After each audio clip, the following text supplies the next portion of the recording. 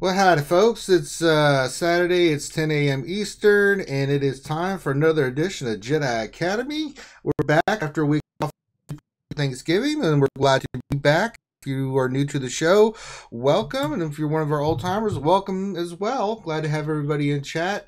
And what is Jedi Academy? Well, it's a show where we bring all the best and the brightest, except for me, all together to answer all your questions. This is a Q&A show about Star Wars Collective Heroes, and what we do here is you send in the question and we scoop it up, and then we'll answer it through our panel. And the way that works is if you're in chat, you get your question in, make sure it's in the form of a question, or you put the term question in front of it so that we know that it's a question and we can identify it.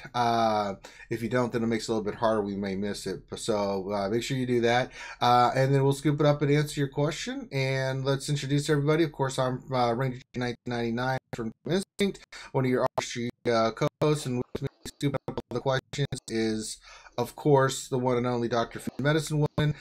He's a little bit under the weather, so there won't be any talking from him today, but he is trolling the chat and he is monitoring, and he will be getting all your questions. So let's start getting those questions in. And then joining us today is a cast of characters that you've come to love. First of all, we got my brother from Team Instinct, Mr. Warrior. Warrior, what's going on, man? Not much. How you doing? I'm doing good, man. I know you're at work. We're drinking coffee. God help us. Let's see. And then we also have joining us all the way from Germany, my young apprentice, Darth Bella. Hello. Well, hello there. I'm on the planet Hoth. We have lots of snow. Are you getting, or do you have walkers coming at you right now? Yeah. Oh. Luckily, I'm inside right now, so the walkers can't reach me. Okay. Well, if it gets too cold, you can just cut open a tauntaun and you'll stay warm that way. Yeah. I'm thinking about it. They smell some mulled wine and tauntauns. There you go. See, that's what you got to do. I'm sure we'll have other people joining. We have a little bit of some folks that are running behind today, so we'll see if they pop in. I'm sure they'll say something. So go ahead and start your questions in, and we'll start scooping those up. Hopefully, Dr. Finn is doing his job. If I can get my computer to work, I can actually see the damn questions. Bash it. What the hell? The computer. Oh, look who it is, everybody. Somebody just jumped in. That would be good old Mike Hunt. Mike, what's going on? Good afternoon. Do you not know how to be on time? What's up, man? Oh, Matt, I've been on a service call, whatever, about my iPad and the SIM that never works. And I'm like, I need to go. And they're just like, oh, just 2 seconds. Yeah. Anyway. The long and short of it is, it's not resolved. All right. Well, I don't know what's going on. My computer's working. I don't know what's being stupid. So we'll just get rid of that, and I can get to the questions this way. So while we're scooping up the questions, let's talk about. It's been a couple weeks, but we had a dark side territory battle, and we had a dark side territory war. So let's get the panel's thoughts on everything. Let's start with you, Mike. What were your thoughts of the two events? What did you think about it? The territory battles just seemed to be a huge cluster. As from my perspective, it seemed backwards. In regards to the strength of the squads you were facing, they were unreal in the first couple of phases, and really eased off as you move forwards. Also, I was one of the victims of are there rewards? I got my rewards a day and a half later at one of the restarts, forced restarts of it all. So I like the concept. If they can sort the metrics out and actually have it balanced correctly, then wonderful. I mean, I'm ignorant of the issues, but to me, territory battles, dark side go from right to left, light side go from left to right. It looks almost as if we're experiencing a reverse, that one was 6 and so on. Yeah. What did you think of Territory Wars? I liked it. It reminded me of tournaments. Tournaments. I don't know. Maybe I'm alone in this, but I used to love tournaments. I loathed the fact that you would go against people that were obviously cheating, and it's a shame that tournaments had to be removed rather than the cheaters being addressed. But this, it's what? It's actually a day, isn't it? Well, I'd say a day. It's a preview phase, and you set up your defensive squad day, and then you've got your offensive day. But really, it's a day of. I mean, you're not doing anything on defense once you set your teams. It doesn't take all that long to do, and then you go in, and then really it's the day of attacking and coordinating and stuff. That is where you're, spending your time, doing your stuff. So, but okay. What about you, Darth Bella?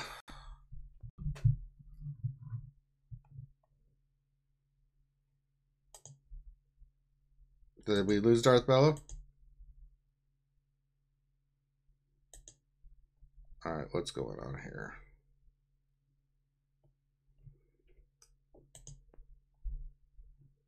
And Skype is being stupid again.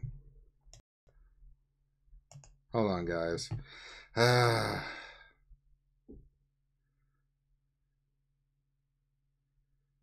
Something's gone terribly wrong.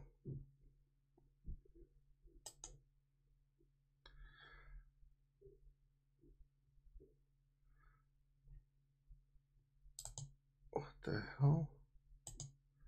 Okay.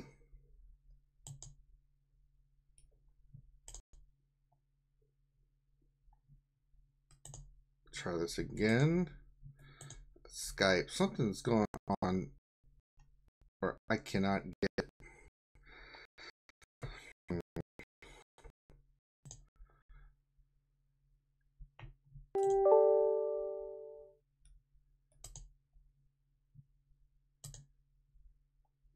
Let me get Skype back up, guys.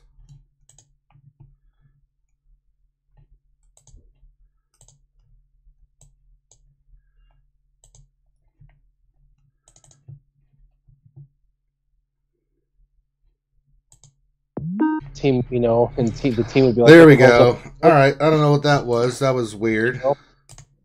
So they need to create some sort of a vacation system in the game where you can kind of go on vacation and you get a free pass for the week or something in the events, so that way you don't hurt your team,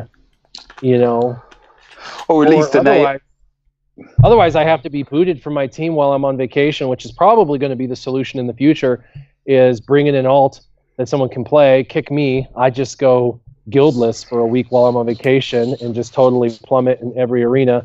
And then when I'm back from vacation, go ahead and climb back an arena and rejoin the team wherever we're at and lose out on all the rewards and stuff that I would have got throughout that week. It just sucks because in the past I go on vacation, I give my account over to a friend.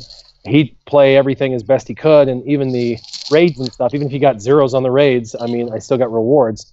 But now there's no way. I mean, you can't be in a top end guild, any in the top 50 and not get your 600 and not get your. I mean, hell, the top 500 guilds require top 600, and now with these events, I mean, they need everybody, literally everybody, in for the territory wars and the territory battles. They're real labor intensive, and you can't take a vacation. So I don't know. I guess they're just forcing people to be kicked out of guilds. And see, with me, Team Instinct's cool like that. I mean, if they had to boot me, they'd have to boot me, and then they give me my spot back when I was back from vacation. But what about other guilds where there's no love lost? It's like, dude, I don't know what happened. You were gone for 5 days, and we booted you. Sorry, go find another guild. It just, I don't know. I can see this writing on the wall that this is a huge problem, and people could quit because of it. They need to come up with some sort of a vacation system, in my opinion. I'm in agreement with what you're saying there. The game seems to be becoming more and more intensive. You know, the quality of life was to ease back and not make the commitment as demanding. However, that seems to have backfired completely with like you say, with everything that's going on. I mean, I didn't realise until earlier today that my phone can tell me where my power usage is, and Heroes swamps everything else that I use my phone for, power wise and so on. You know, so that's an indication in itself, isn't it, of where you are. The other thing I was going to just raise was the draws in Territory Wars. Hey, poet. I just think it's a shame that there doesn't seem to be any points rewards for successful defending. You know, even if you just got 1 point for each assault that you fended off, surely that would give the opportunity for there not to be a tie. Yeah, there's a lot of opportunity there and a lot of ideas. One of the ideas would be that, you know, when you win on offense, you get 10 banners, right? Well, if you attack and you lose, the banner allocation goes from 10 to 5.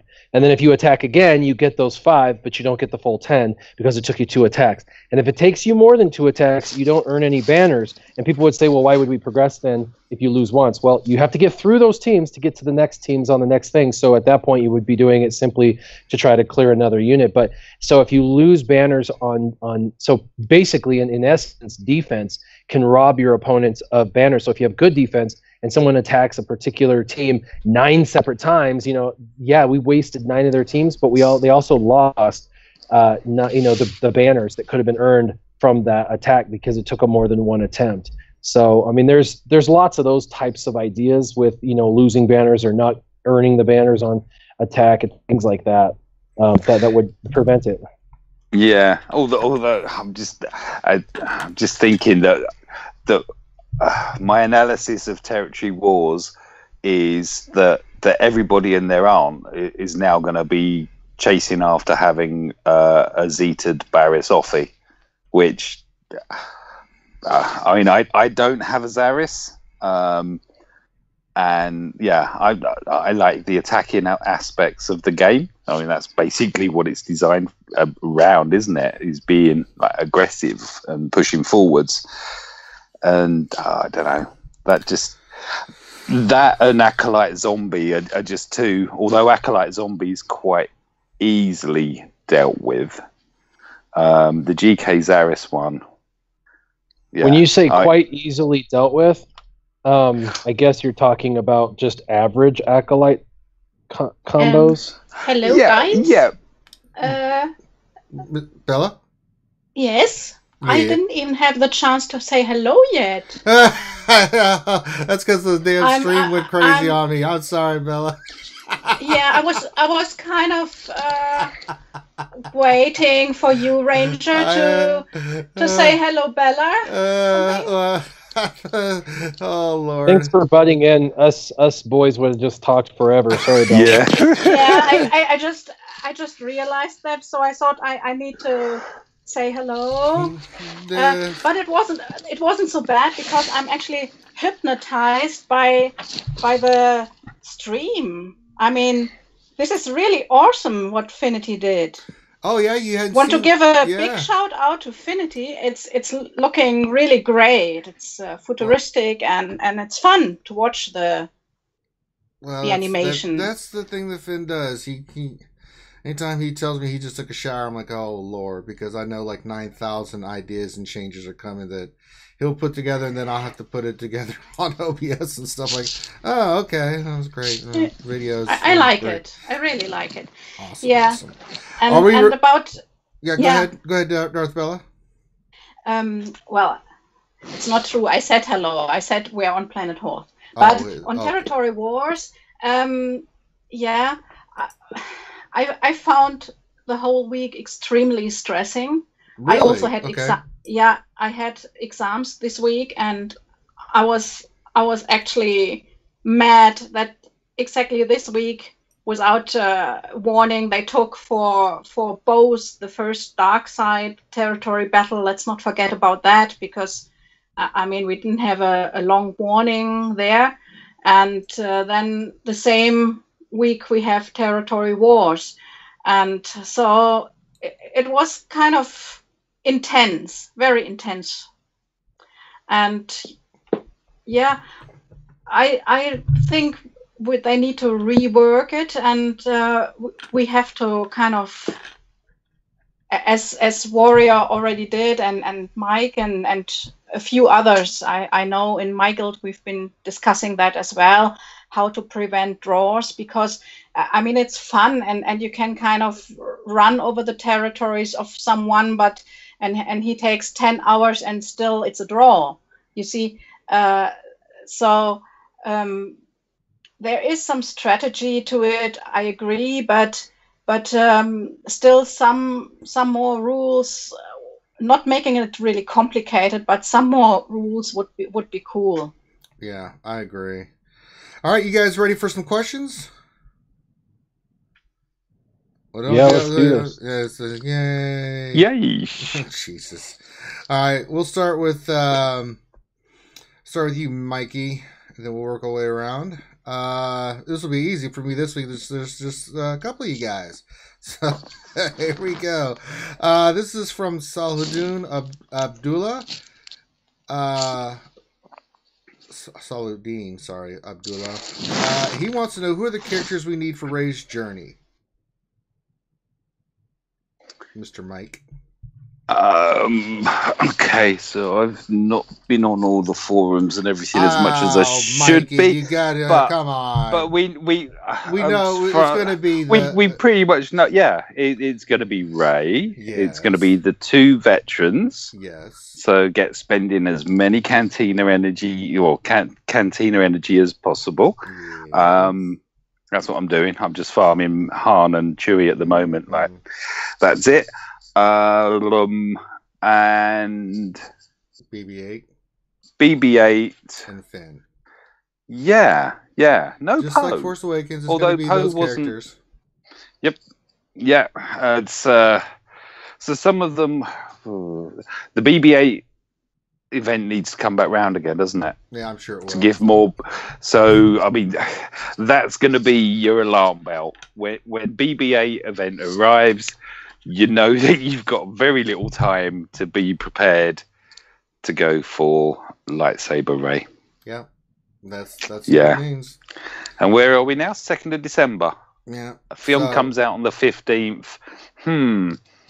There might be some attachment between those. Yeah, it might be just a little bit. So you're going to need the two veterans, Chewie and Han. If you're not farming them, you should be. I've got pretty much my guys at 5 stars, and I'm working on getting more. So I'm going to start. I mean, I just started going in hard and heavy on those, doing 300, crystal refreshes a day. So if you want Rey, you're gonna need them, and I'm pretty sure you're gonna need them at 7 stars. 7 shards yesterday from 3 100 Oh, the drop refreshes. rate's garbage, man. That is awful, isn't it? It's. I wish we were in Japan and we could get the percentage rates, the payouts, and at least we would know. I don't need to be in Japan. I can tell you, it is awful, the drop rate for those. So, I think that the drop rates probably on the highest nodes are more like 20 to 25%. I know statistically in the past, all characters have dropped at a statistical drop rate of around 33%. So, when they had a node for 3, you'd get 1 out of 3. I think with Cantina, the highest end, you're probably getting more like a 20 to 25%. And it just feels like a crappier drop rate because there's 16 a whack. Yeah, that's the other issue. There's 16 a whack, so you're not getting... Right, when you're doing 8, you get twice as many opportunities for those shards, and so it feels like you're getting twice as many shards because you're getting twice as many opportunities. But I do think that the drop rate, certain gear, the higher the gear goes, the lower the drop rate goes. Oh, absolutely.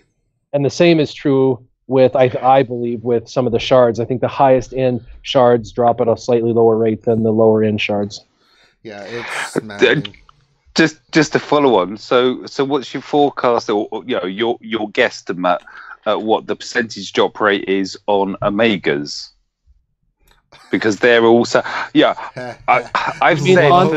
I've said for months and months there should be some sort of caveat on there that Omegas are extremely rare because you get everything drop except them. I've gotten 2 in my lifetime, and I farmed a lot of camps. Yeah. So it's probably 1 out of 1,000 is my guess, maybe lower. Yeah, I just think that when it's put there and everything else drops on every other I've node. 10 millions on the credit heist and 2 5 millions in my lifetime. So I got a 5 million credit the other day. I almost peed my pants. I was like, oh my god, it had happened. I had one day where I got a 10 million and a 5 million on the same time. I was literally making a video, and then I did another day where I got 10 million twice. And I was like, dude, these are way more common than people are saying. And that was like a year ago, and I haven't gotten any since. It's been all 2.5 million. Yeah. Or 1.5 million. There's so many people are poor right now. It's ridiculous. Yeah. All right, let's move on to the next question here. This is for Warriors from Corey Delmeyer, and the question says, question for Warrior: could you tell us the percentage drop rates for the gear tiers, white, green, etc., as far as you know? Thanks. Perfect segue to that question. Yeah. So I'm off the top of my head. I have it all at home, and it's on Reddit. They've got a lot of guys that have tracked the drop rates and stuff, so you know the statistical drop rate. But approximately, like the white, which is like the lowest level gear, it's basically 100%. It's like 90%. It basically if you roll once, you're going to get that piece of gear pretty much 100% of the time. There's maybe that super rare off chance you get screwed and don't get it, but it's pretty good. Then green gear drops at a minimum of 50%. Half the time. So like if you need one piece, just roll twice and you're more likely to get it 2 times. And then with blue gear, the drop rate goes to about 33%. Although within blue gear, there are some pieces that drop at about 20 to 25%. There's about 2 pieces that just have a much lower drop rate, and I can't remember off the top of my head which ones those are. And with blue and above, that same varying drop rate occurs based on which piece it is.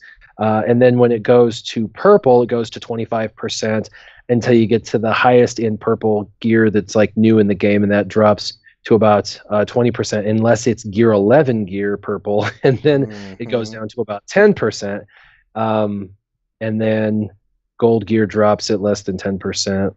So it's like 5 to 8% of the time. So it just depends on what gear and stuff, but anywhere from roughly 10% to 33% for most gear, with the average gear dropping, because most gear you're trying to get is purple. I mean, anything below purple, and you probably already have it. It's those one-off blue pieces that you haven't collected. You're like, oh god. And it's even more complicated because even with the gold gear, you can no, not gear.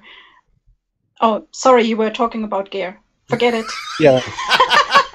No, but she is right with gold gear. There is some gold gear that drops easier and some gold gear that drops rarer.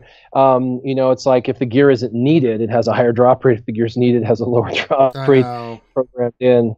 One thing I'll say about gear is one thing people come to really despise was the Mark III, those blue balls. The blue balls that everybody needs, and all of a sudden people started doing their Nightsisters, and they realized Nightsisters are cakewalk to gear for the most part in comparison to other factions. They're like really easy to gear, surprisingly, except for they require like 800 of those Mark III blue balls. And people were like, what the hell? Well, in guild shipments now, you can buy 5 fully crafted for like 200 guild currency. The absolute best bang for your buck, best steal you can find. It literally, a character might need 8 of those fully crafted, and you can buy 5 in a whack for a couple hundred guild currency. I thought it was just 5 pieces to make one. and it's actually 5 fully crafted. And a lot of the low-end gear, they have it being sold in like groups of 5 fully crafted. And so for me, I've been going through the guild store and looking at all that lower-end gear, and I'm surprisingly finding a ton of it where I have none. I just used it all because there's been so many new characters in the game. And so it's easy to farm, but it's like, what's 200 guild currency? Let me buy a pack of 5, and now I'm loaded down. I bought like 12 fully crafted, blue balls just today, through that store and one other store. And it's like, man, that's that was a really hard farm. And those have a lower drop rate for blue gear. So somebody listening, that's something you should be buying out of the guild store for sure. Yeah.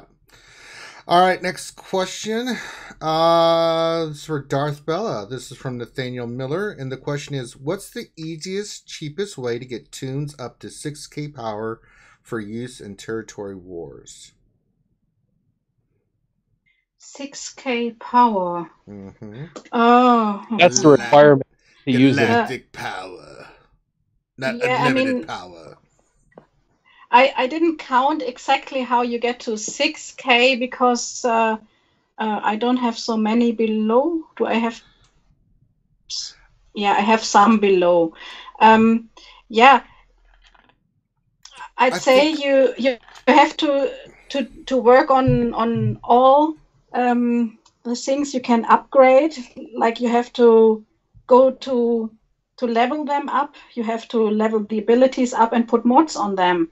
And stars, of course, but I am not 100% sure. Let me check if I can find one which has 6K. Yeah. I don't know the specific, like, it's a combination because you've got gear, you've got star, you've got, I mean, you need to fight, you need to upgrade. And usually you upgrade gear, abilities, level, stars, and the level. So it's you could get to 6K by just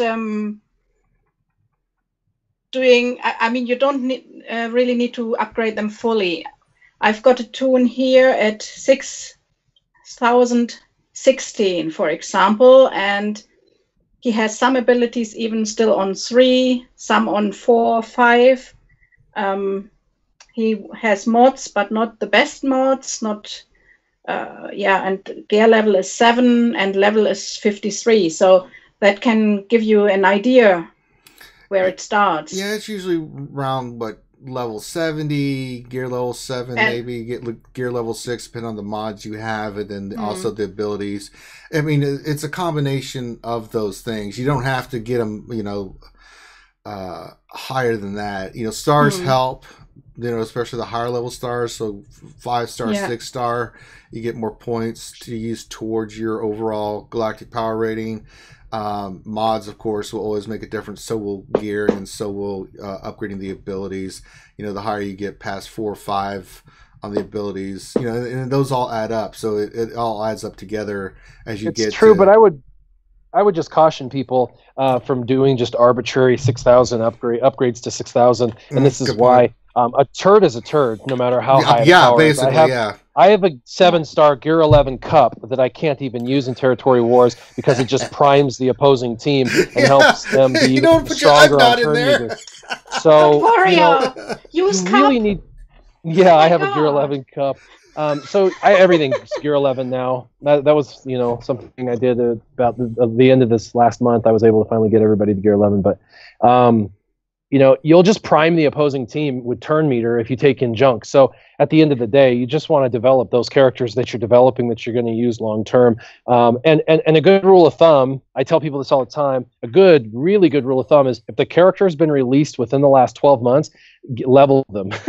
If they were one of the original 65 or whatever that were launched at game, probably ignore them because most of those most of the originals need desperate reworks, but most of all the characters that have come out in the last 12 months are viable and pretty darn good. Most of them.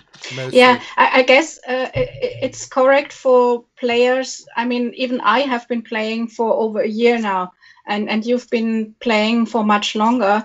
But the guys who started, let's say, half a year ago or something like that, for them it's probably more difficult to get those teams together, and maybe for the whole guild they are in. So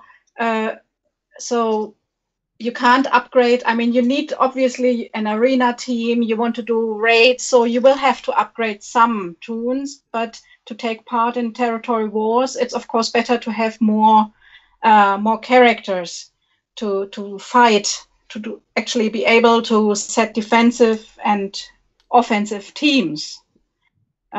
So they can't just from now to next week, say, get all their toons level up to gear 10, gear 11, gear 12. Yeah, you just have to focus in on, especially, talk with newer players. The thing we always tell them is pick a team, pick specifically, and then focus on that, get it done, and then start building from there, right? You just have, unless you're going to spend a lot of money in this game, if you're going to be free to play, you just have to focus in on something. Pick a team, Phoenix, finish Phoenix, farm it, get it done, and then move on. You need the bounty hunters for credit highs. You do, then do bounty hunters, You need an arena team. And dark side territory battles now, Yes. So but you can't do all of it. You can't, you just can't do everything at once. So you just have to be very coordinated in what you're attacking to farm, and you need to stay focused. A lot of new players, the biggest thing that we run into when we talk to new players is, they're all over the map. They're farming all this different stuff. They stop, they go to the new next shiny thing. They didn't finish this other character. I mean, they're all over across the board, and you need to stay focused on one thing, even if it's tempting. Like if you're gonna do bounty hunters, great, finish bounty hunters. Don't sit there and then especially if you're doing for credit high stuff like that, you've got to. What is the main thing I'm focused on? Farming. Stuff will trickle off on the side because other areas will not have anything to do with that. With your farm, so you can farm another character for your next team, but you need to stay focused on something. Don't be all over across the board trying to get all the characters. You're spreading yourself out too thin, and it's going to take you longer, and it's not a good way to do it. All right, let's move on to the next question. This will go to Mike. This is from Aunt Baru, and their question is: was the 500 crystal for the territory battle rewards? Was the 500 crystal for the territory battle rewards, or was it supposed to be for the whole fiasco? My understanding was it was the pre-planned compensation for the fiasco of it. The fact that we didn't get the points allocated for the wins. They were scaled down. And also, of course, how it wasn't balanced correctly. I've yet to see any compensation or anything for the delayed payment of rewards. Although I suppose CG can argue you got them. What's the deal? It was you got them late. But yeah, I mean, it caused undue duress, didn't it? You go through all that dark side territory battles, get to the end, and then you see in screenshots from guild members of the rewards, and you're like, what's going on? I put fresh deodorant on this morning. Why am I being ignored? Why am I so special? Yeah, I think it was just for the whole thing, 500 crystals, and They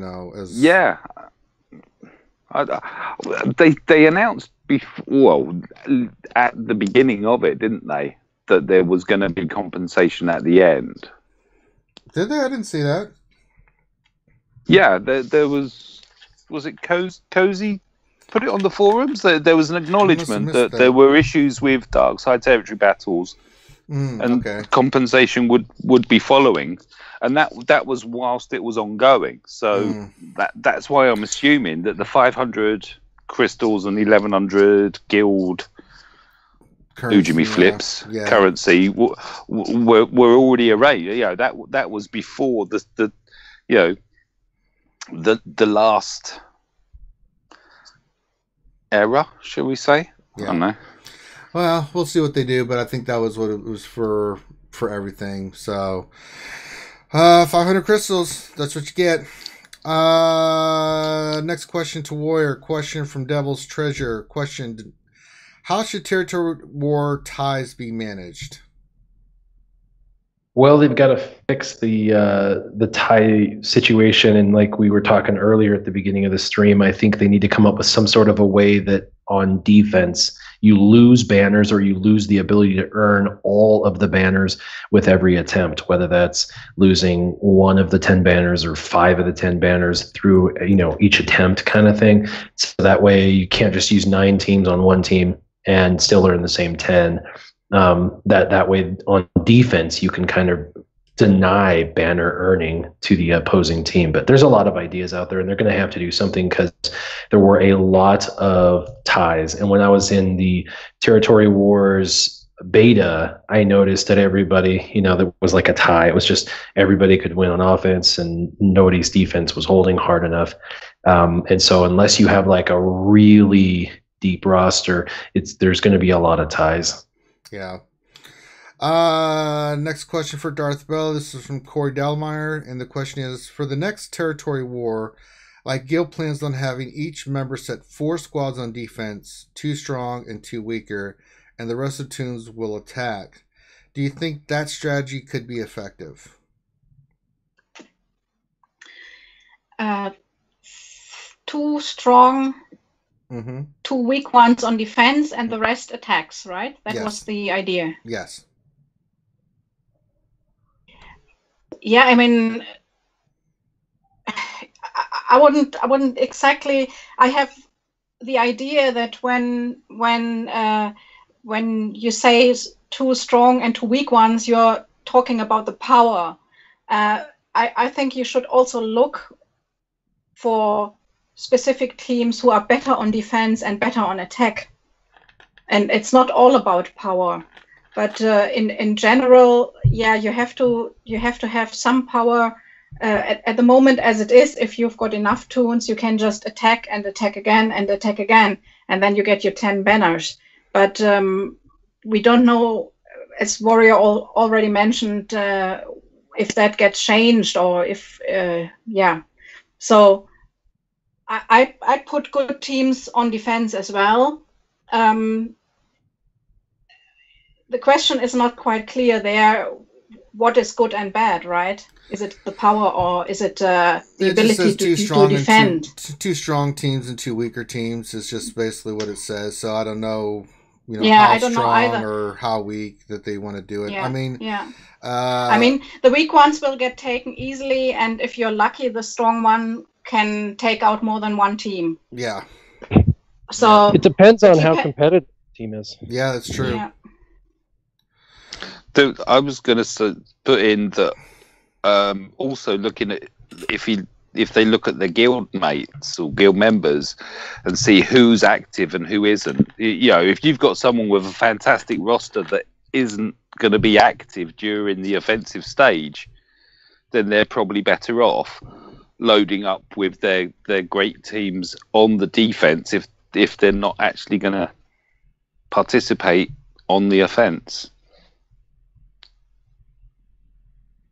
Well, and I would take it a step further. If you're casual, who cares? But if you're actually competitive and you want to do this right, you really should have an inventory of what your team can do. So creating a spreadsheet where you say, these are the top 8 defensive teams we believe to be in existence. These are like the best defensive type teams that you can build. Who has them? And then everyone can go into the spreadsheet and put whether they have that team or not, kind of thing. And then who's got slightly stronger defensive teams and then who has maybe slightly stronger offensive teams. Build some offensive teams and say who has these teams. And then when you kind of have an idea of who's got better defense and who's got better offense, then you can kind of assign, hey, you guys place defense because you got better defensive teams, or you understand defense better and you're offensive, that's all and that's what you have. Why don't you guys be the more offensive side and do that? It's like a team, right? So you want to work as a team. If I don't have a super fast Sith assassin, I'm probably not going to put a Darth Maul lead Sith assassin team on a defensive squad because, I'm not going to have that super fast Sith assassin to help that team be defensible. But maybe on offense, I could use that team. to chew through someone, because it doesn't take quite as much on offense, right? Most of the time. So it's one of those things you kind of have to know your strengths and weaknesses and then play to those strengths and weaknesses. And it's going to take a spreadsheet, and it's going to take a lot of time. Looking into what my team did with Team Instinct, the amount of spreadsheets that they have is god-awful. The amount of stuff that we had to do and prepare for it, and that's me saying that, and I did nothing. I mean, the amount of work that Miraxis put in this last Territory Wars, the guy should be divorced after that. I mean, he's got the most patient wife ever for our team. I don't know how he put the amount of time in it, and then he had the time to go babysit us and come to us and go, hey, Will, please, for the love of God, go and do your damn numbering, in the system. Like, please help me out. And had to follow up with all of us and tell us what we needed to do, because we're all so busy, right? And he had to kind of follow up and say, hey man, you haven't filled the spreadsheet for X out yet. Can you please go and do that? So it just depends on how strategic you want to be and how competitive you want to be. But you can beat guilds. You can. It's not all going to be ties. You just have to have the right teams built out. Yeah, and strategically placed too. So. All right, next question to you, Mike. This is from Torius Draknight. What do you guys think about back-to-back Territory Wars?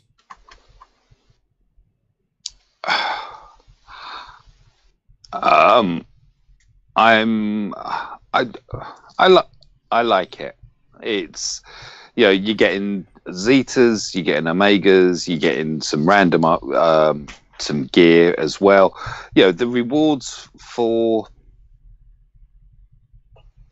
2 days activity, if you can say. I mean, obviously there's the pre-planning, but we're going to get used to this. Territory wars are here, they're to stay, so we're going to get used to it quite quickly, where we what we're doing, who's doing what sort of thing, and it just livens the game up. I like it. I do like it. All right. Next question. Let's see here. Warrior, this is from Troll Gaming, and the question is, what do you think about Kylo Ren? Is he faded? Is he faded? Is he talking about Crew, the new Kylo Ren Unmasked, or the older Kylo Ren? I'm thinking I don't know. I guess the old Kylo Ren? He didn't say Kylo Ren Unmasked, so I'm thinking the old Kylo Ren. I'll speak on both of them. The new Kylo Ren is, if you can get your access to him, obviously he's kind of a pay-to-play character, not kind of, he is. I only have him 4 stars because I'm not going to buy him up to 7 stars. But at 7 stars with his Zetas and stuff, he's pretty dope. He's a great lead for First Order. But for the old Kylo Ren with the Zeta is an excellent team for Territory Wars and Territory Battles. It's a really good character. Everybody knew that, in the old day when you were in Arena, if you had your Kylo Ren, when he first got reworked in February or whatever it is, if you had that Kylo Ren Zeta on your team, you could win on offense. You may not win on defense because his defense ability sucked a little bit. Side note, don't use Kylo Ren on a defensive team. But on an offensive team, he was kind of your guarantee, right? He was your golden ticket to a victory because you knew that he could just take everything the opposing team was doing to him and still be able to, crit for 20, 40, 60K kind of thing. Now, he's been reworked, and so he doesn't have that crit capability, but he's still very, very durable and very reliable as far as the offensive numbers he can put up. And so, yeah, I think he's still a viable character for anybody who has him. And there's a ton of people that got on the Kylo Ren train back in February, March of this year. So if you've got him, don't forget about him. Side note, speaking of characters that are underrated, I only have a 3-star that Imperial probe droid that just came out, and I was like, I didn't even think about him during all the last Territory Wars and didn't even use him because he was on the bottom of my roster, right? So I was always looking at the top of my roster for what's the next team I can build. I totally forgot about him, and he takes out a whole character. So even if he's junk, he's a really easy to get to Darth Nihilus. Everybody should have got him at 3 stars. So basically he can blow up and kill anybody you need him to kill. So if you've got a Barasafi team that you guys can't get through, just take him and destroy Barasafi real quick, even if you're sending him with, a bunch of turds. So that way you can at least, get through that team or whatever. I just totally forgot about him, and I was like, damn, why did I forget about him in my roster? But he was in the very bottom with, my crew and that new pilot for the First Order Special Forces guy and stuff, and my other Nightsisters who were low. All right. Next question for Bella. This is from the Tor question. What is the panel's opinion or your opinion on a good defensive team with the Wampa? Currently on Zeta. Oh, the Wampa. Wampa. Oh, you know what? I'm so disappointed because it's white. It should be a good character, not a bad one. And the other thing that I find a little bit surprising is that we have dark side territory battles and we fight the Wampa. That is a little bit illogical, right? Yes, it is. But I guess they were so proud they have the first beast, so they wanted to put it in territory battles. Mm-hmm. A good defensive team, right? Yes. Yeah. The Wampa was cut from the movie as far as the battle sequences. Oh, that's right. I forgot about that. The set kept falling down, and they had no good footage of it. But the Wampas actually overran the Rebel base, which is why the Rebels ended up having to leave. And then Empire got it to the Rebel base after the Rebels left. Remember that scene, the Stormtrooper gets picked? Yeah, they had to fight the Wampas. Either the dark side had to fight the Wampas inside the Rebel base because they didn't realize it overran. But like I said, it was all cut because there was too much. The sets kept falling down, and it was a mess. So they ended up cutting all that, and the Wampas really got a backseat in that movie. But they had a huge role in that movie initially. It just never ended up playing out. And they couldn't really get the Wampa to actually ever work. That's why you see the way it's from the original version, the way it's cut the way it is, because they couldn't get the thing to work properly. So all you see is the hand hit Luke and then just a close-up of the face. Same thing in the original version when he's coming at Luke and when he's hanging from the ceiling. Because they were like, the dude was inside a suit that weighed like 200 pounds, and he was on stilts in a suit that weighed 200 pounds. He literally kept falling over, and they just couldn't get the footage of him staying upright. And I remember in the books, reading the books, that the way the Rebels, the reason they had to close the blast doors and that they had all those heavy turrets and stuff that opened in the base is because the Wampas would be constantly coming in trying to get in to get food, which was them. So they would have to constantly be shooting them and keep the doors closed at night because that's when they would mainly hunt. So it was like, oh, okay. I remember reading that in the book, and I was like, oh, that's a little bit of tidbit I didn't know. We're sidetracked here. So what do you think is the best defensive team you can put with the old Wampa, Bella? Yeah, we don't have a lot of Wampas. I mean, actually, we have one in my arena right now, and I just checked. It's in a GK Barris team with Darth Nihilus and R2. Oh. But and it's just 5 stars. So for me, it was easy to take it down with my CLS squad. But yeah, I have no idea yet how to build a specific Wampa team. If anyone else on the panel has an idea. I've not really thought about Wampa yet. As far as how to plot him? Well, no, the best defensive team, I mean, I would assume it would, you could probably do something with the arena team, but, I mean, defensive team, I would think Empire. So you have to give the Wampa a chance. He's really slow. He's like 121 is his base speed, and even if you focus on speed, I mean, at best you might get 100-ish because he's so slow. His base speed's so slow. So you might get him up to 220, which is kind of Han Solo fast. It's okay, but not really amazing. It's just good. And so if you can put him in a team like a Barasafi team where it just, it takes 3 minutes to kill a Barasafi team. It was something like that. It gives him enough time to build up that offense and get the roar out a couple of times because his first few hits are pretty unimpressive. But if he sticks around long enough, he becomes an absolute nightmare. And in the meantime, he's building 150% protection on top of himself. So if you've modded him with protection, people will just fruitlessly try and smash through him like a wall and have a really difficult time, especially with a Barasafi. So then they need to focus on Barasafi, but if they focus on her, now they've got him on the sidelines, doing his thing and roaring and getting stronger and stronger. And by the end of the battle, when you finally kill Barasafi and General Kenobi and you're ready to wipe the team in the last 2 minutes, you now have a monster who's one-hitting everything. Mm-hmm. So, yeah. Imagine the Wampa and Kylo Ren going at each other. I'm getting angry. I'm getting angry too. Let's beat the snot out of each other. Oh my God. All right, let's go to the next question. To Mike, question from Mortal Womp. He says, question, I'm considering making Rex my first Gear 12 character over R2, just so I'm not the only one on my chart without a Gear 12 leader. Whom of these two do you think I should Gear 12 first? See, I would have gone with R2. Same. I don't think Gear 12 in Rex is going to benefit you anywhere near as much as the R2 will, because he'll just boost that squad. I mean, Rex will actually get the bonuses from having R2 in the squad anyway, wouldn't he? Yeah, I agree. Because that would be so.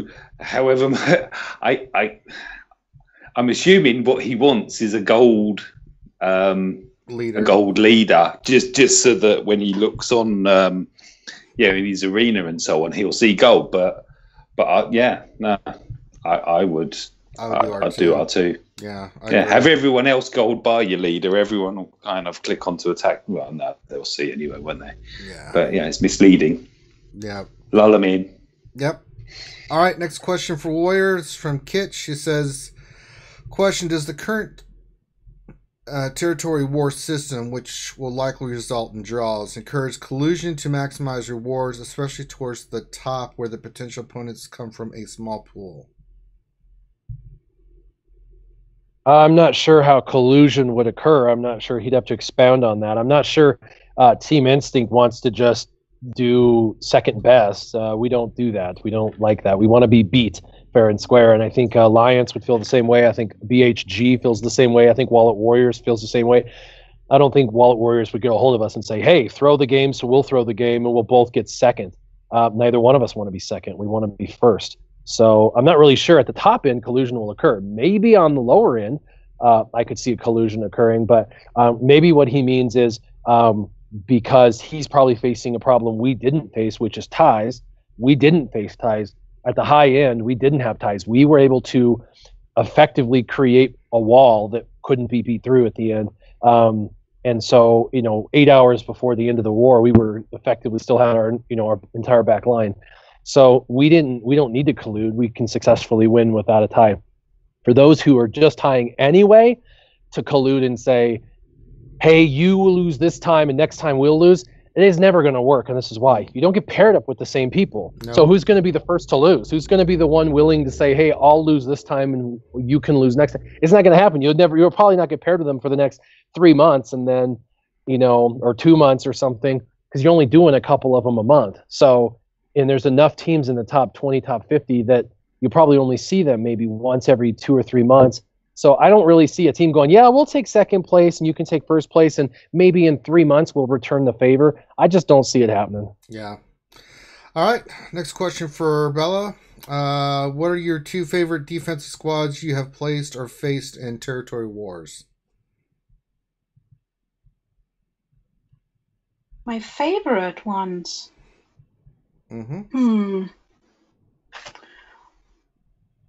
Yeah, well, I have a GK Ceres team, but I don't have a second favorite one. I mean, I can't even remember. I mean, you remember when I was talking about territory war? It was a super stress week. I was just kind of trying to catch up and to play, to get some teams. What else did I put in there? Yeah. Well, if you had an ideal team that you would love to, if you could pick everything maxed out and everything, who would you like to run on defense? Yeah, I mean, I like Phoenix, Phoenix is good. Yeah. Nightsisters. Nightsisters, yes. Yeah, but Nightsisters are too expensive for me. I can't run them. I mean, I can't really upgrade them fully, and You just said if you had all the money in the world, which ones would you yeah, want? if I had all the money in the world, then maybe I would go for Nightsisters. Yeah, why not? That would work. All right. Next question is for me. Okay. Member Tauntaun says, question at Ranger. Hey man, congrats on finishing first, second, and third in Territory Wars. Was wondering what it's like being in a Team Instinct guild. Also, shout out to BHG squad goals for taking fourth. Well, congrats to BHG. Being in a Team Instinct guild, I mean, I think you can talk about this too, Warrior. It's pretty amazing. I don't see a lot in the chat or in the Team Instinct chat, mainly because I'm reading so much. I just, we've got, channels where we're just being goofballs. And of course, I'm always so busy with Discord answering questions from other people outside the guild. But really, the theory crafting, the things that you see in there, there's all kinds of information. So I'm constantly just sitting there reading stuff like, who thought of this? Good Lord. You just read this stuff and you're just amazed. I've learned more just being in Team Instinct than I could ever say. I mean, the guy is just, they're passionate about the game. They want to be, they're super competitive. It's a pretty awesome experience, and I just sit back. I don't really say much because, again, I'm just listening to see what these guys are saying, because most of the time they're coming up with this stuff that you're just like, wow, okay, let me play around with this, and they encourage that dialogue. Everybody, someone will put something out and then they'll go at it saying this is why it worked, why it won't work, and all this kind of stuff. And it's pretty amazing. I mean, Ward, do you want to talk about being in Team Instinct? I think it's different than what everybody thinks. I think, those memes where it has like, I'm a fire officer, fire department guy, and this is what society thinks I am, and this is what my wife thinks I do, and this is what blah, blah, blah, but this is what I really do, and it's totally different.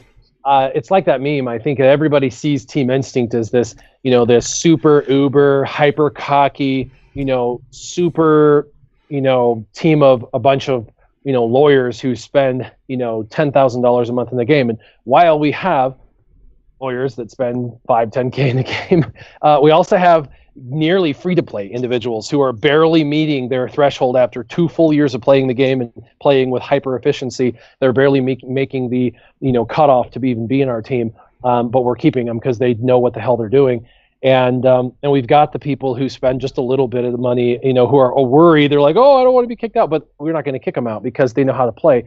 And so we've got a whole spectrum of people who spend from, small spenders and a lot. But what we have in Team Instinct that a lot of people don't realize is eldership. We have people that have been playing since day one. Most of these guys have been playing since day one. And so you have 2 years of development, you've got 2 million GP. That just happens for everybody. Even free to play after 2 years has a 1.7, 1.8 GP. It just happens. So for people to think that it's just a massive uber whale guild, it's not necessarily the case. Yes, we have a lot of whales in the 150 of us, but it's not all 100% whales. The second thing is we're hyper competitive, but a lot of people say we're arrogant and all of that. There are a couple of us on the team, that are arrogant from time to time. I'll tell you, it's really hard when there's a ton of shit talking on the forums and everybody's dogging on you, and then you kick their ass in the very first territory war, and it's kind of like, it feels good, it's like, well, that's what happens when you guys talk smack and we put up, we don't want to do that. Yes, there's going to be a couple of people from Team Instinct that talk smack and stuff. That's just, it happens in every guild across there, but the majority of Team Instinct, surprisingly, is very humble. In fact, when we won, there was like 4 messages in our main chat that said, please guys, don't go to any forums. Don't talk trash. Don't gloat. Don't go on blah, blah, blah. Just keep it between us. Let our actions speak louder than words. Like, the overwhelming consensus with Team Instinct is, let's stay humble and just do our thing, and people will see us for what we are. And at the end of the day, haters are going to hate, man. If you're doing really well, haters are going to hate. It's just what happens. I mean, somebody said, oh, it was easy to win because you had 20 million GP higher. But that's crap. The first two Team Instinct teams, Echo and Delta, they barely had like a 2-3 million GP lead on those two teams that they won, and they were both hyper competitive teams. And 2 to 3 million GP amongst 50 people is virtually nothing. That's like virtually no. I've heard of people with 15 million GP variances in Galactic War. So that would be downside. The second was our team had 10 million, but when you're on the top at the very highest end, it's really hard. You get paired up with number 2 or number 3. Like those are the number 2 teams or number 3 teams. And Alliance is no freaking joke. I don't care who you are. They got Skycrack. They got Remon, who's normally on this chat. I mean, they've got some of the best theory crafters, and again, some of the guys that started from day one in that guild. Alliance is no joke. They know what the hell they're doing. They've got really deep rosters, and relatively speaking, they're as good as us. So it was amazing to go against them, and they were humble from what I saw most of the time. There were a couple of guys in Alliance that talked some mad smack, and a couple guys in Team Instinct that did the same. But overwhelmingly, Alliance was relatively humble, and so were we, and I think that plays out. But the humility's there. Also, the overwhelming nature of the game. Our team's leaders are constantly telling us to just relax. Don't worry about it. Don't feel the stress of spending. Like I literally had my guild leader say, guys, he's like, guys, relax. I know there's an overwhelming, pressure to spend money now, even more than ever. And he said, just relax. It's just a game. Like people don't realize this, but even the highest end leaders of Team Instinct are trying to encourage their guys to relax and slow down and not spend and don't get caught up in the hype. And while there are some of the lawyers and doctors that are playing the game that can drop, $5K in a week, the majority of Team Instinct isn't that. I would say 60% of us are the guy who spends the $100 a month maybe. And while that's a ridiculous amount of money in a digital game, it's less than a lot of people's perceived, spending of us is. So anyway, long story short, it's a really great team. They're for the most part pretty darn humble. There's a lot of education and knowledge base that's in here. They just know what they're doing, and like you said, a lot of theory crafting, and then there's really good leadership, better than I've seen. I've been in 3 guilds. I don't know how they do it. I really do. I give those guys props all the time. Like, do you guys sleep? What the hell, man? I mean, they are on it, man. I mean, and they're on it like a blue bonnet. They are constantly just, they don't miss a beat. So kudos to those guys. So, all right, let's get back to, let's go, I forgot who I was with. Let's see, sorry. I forgot who, damn, I lost track. Mike, MJ has a question. He says, best guess on the release of Rey's Journey, and do you think that there's any chance we will need the Falcon? That's a good question.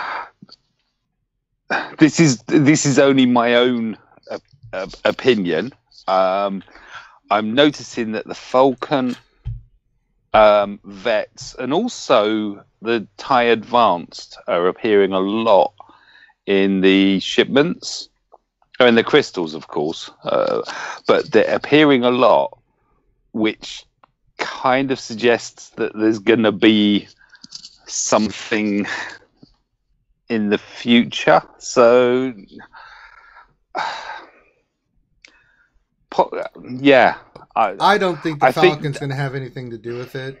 I mean, people have been speculating that, but I'm like, no. The Falcon is not going to be part of it. I do think you're going to need 7-star veteran Han, 7-star veteran Chewie, and my guess would be that it's going to come out around the movie. They're not going to release the character before then. I mean, let's just be clear. They're not. Yeah, I mean, but they've put the Falcon with Rey on the Dark Side Node 5 hard node. But they've done that with every ship now. People are lucky; they can farm a character and a ship at the same time. Two birds, one stone. Because I think they're just trying to be hyper efficient. Yeah. Right. I was just thinking that as it's the 5th node, it is a 5th most, on the dark most side, players have got access on the to third level. I know it.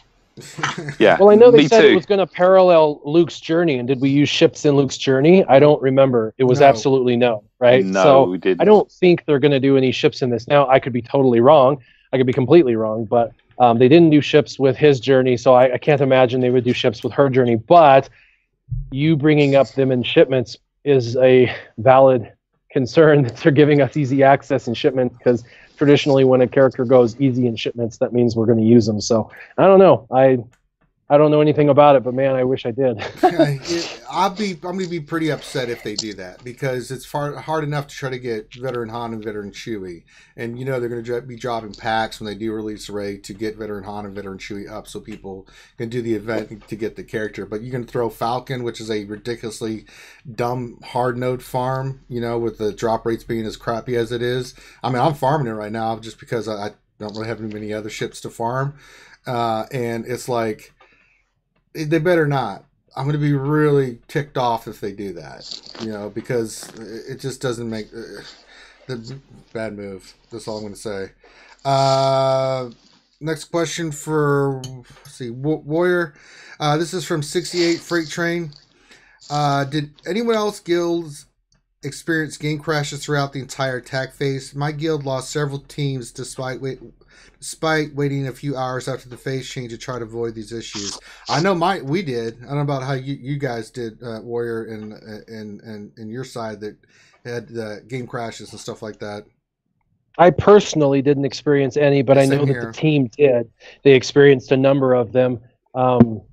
I had a couple of crashes, but not while I was in the game. Like, I was sitting in Territory Wars about to select a team, so I was looking at my team, and it just rebooted my whole game out of nowhere. Just the whole game rebooted. I got a client out of sync once, which I took a picture and put it on Twitter. Like, what is this? I've never seen this before. So I saw some weird stuff, but luckily I wasn't actually in a physical battle. Yeah. So, but it happened in our guild. Yeah, I think it happened in every guild. We lost teams more than once due to game crash, freezing. I blame Finn. All right. Let's see. Question for Bella. This is from Formax. He says, question, do you want the new Rey to be better than CLS, or at least close to his level?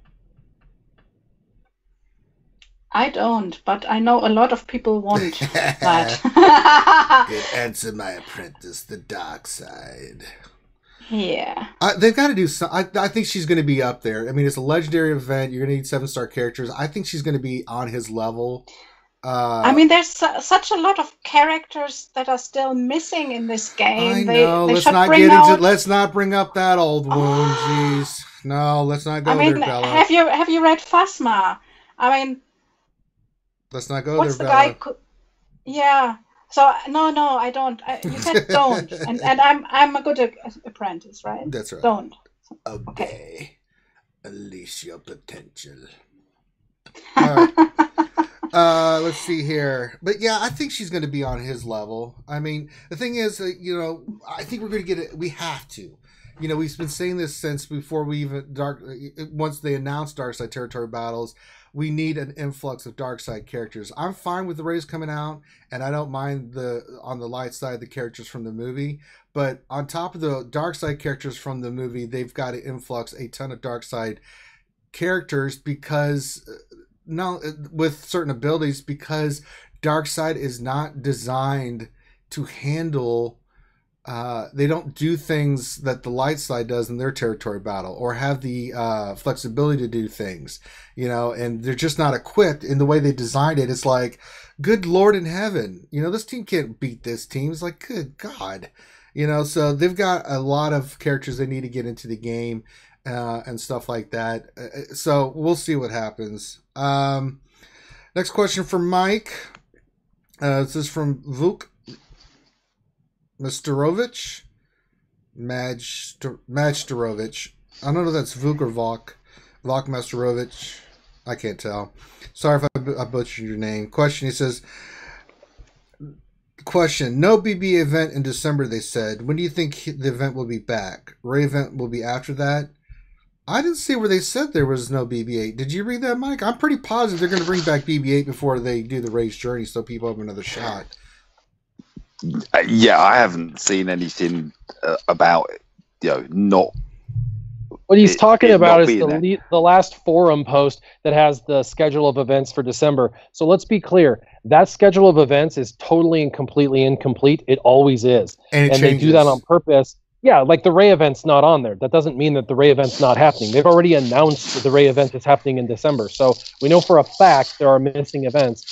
So because of that, you got to take that with a grain of salt. They put out the crap they don't care about on that event, like your Omega battles and your assault battles, the things that kind of get you your grindy stuff that you need for your character development. Nothing that really matters. The things like BB-8 coming back or Rey's journey and all of that, that's not there. They're going to drop those onto that calendar and it becomes more relevant. So if we get closer to the event and they're about to announce it in 3 to 7 days or whatever, then they'll drop it on the calendar. So just because it's not on the calendar, don't get all worked up. I know a lot of people worked up because they're like, they're not bringing BB-8 back before the event. Well, who knows? But they did R2-D2 right before CLS's last event. I couldn't see them not doing the same thing for this event. They're very cyclic. If you watch how they play things out, they're very cyclic. They do things in a pattern, and if you watch the pattern, it plays out time and time again. So it doesn't take a rocket scientist to figure out the BB-8 is going to drop before the Rey event.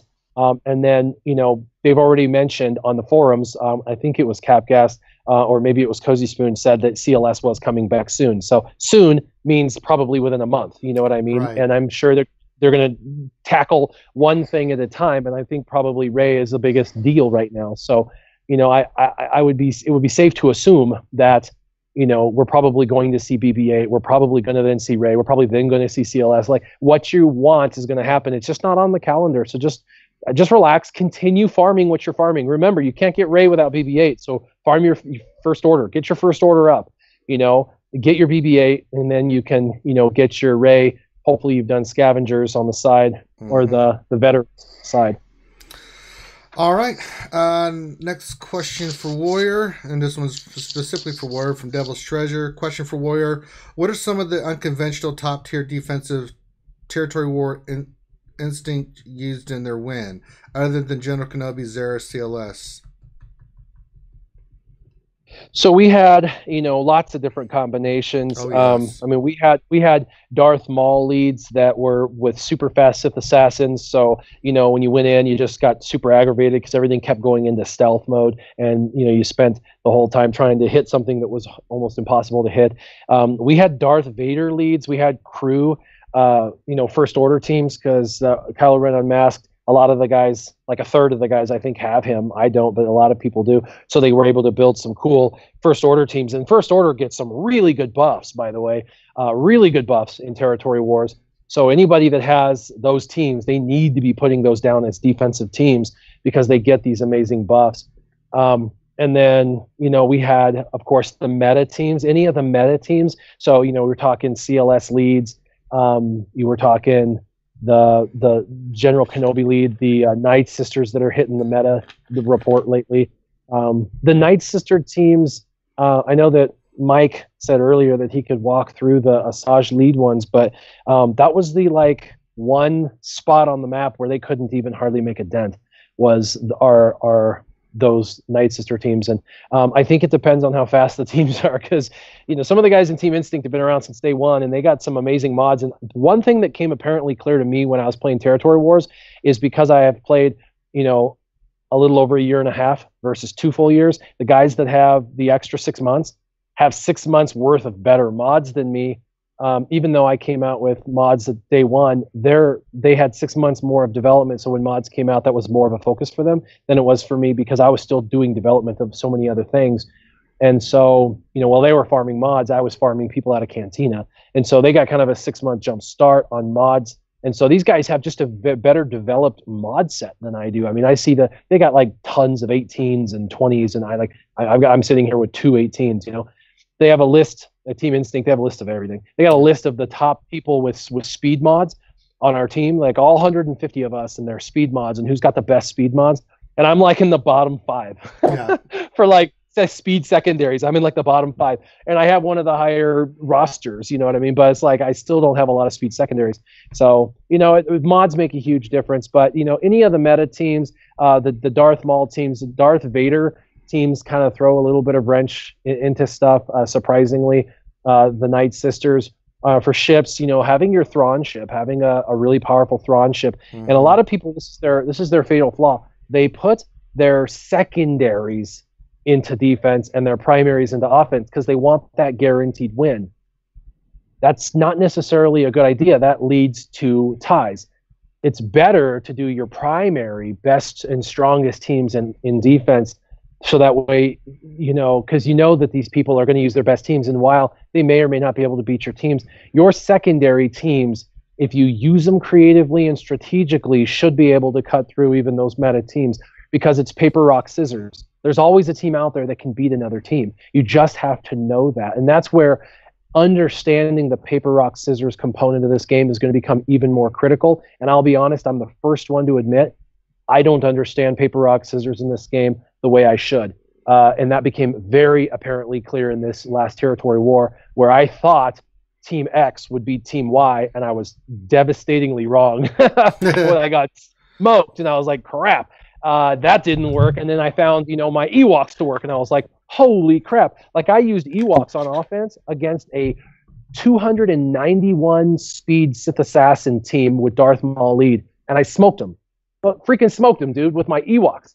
Like, they got off first, and they did a whole bunch of crap to my Ewoks, and then I just went clean. I just cleansed, and then I went crazy and took out their Sith assassin, and then I took out their Darth Nihilus. And then, and yes, they were going stealth a lot and stuff, but I was able to daze their team, which was really pretty cool. So I don't know. It was weird. For me, it was desperation. I had an Ewok team that was like left. And so I went Ewoks versus Darth Maul, and it happened to work out. So it's just weird. You got to figure out those paper, rock, scissor components. Yep. All right. Next question for Bella. This is from Mortal Wampa. It says, who of the Imperial troopers is difficult to gear? Who is not difficult to dare? Well, I can tell you, Shore Trooper's a pain in the ass. So is Death Trooper. Oh, yes, he is, indeed. Snow Trooper's not bad, neither Stormtrooper. So many. Yeah, let me just see my troopers. Imperial troopers, where are they? Where are you? Where are you? Where are you hiding? Okay. Yeah, Shore Trooper is you already said so.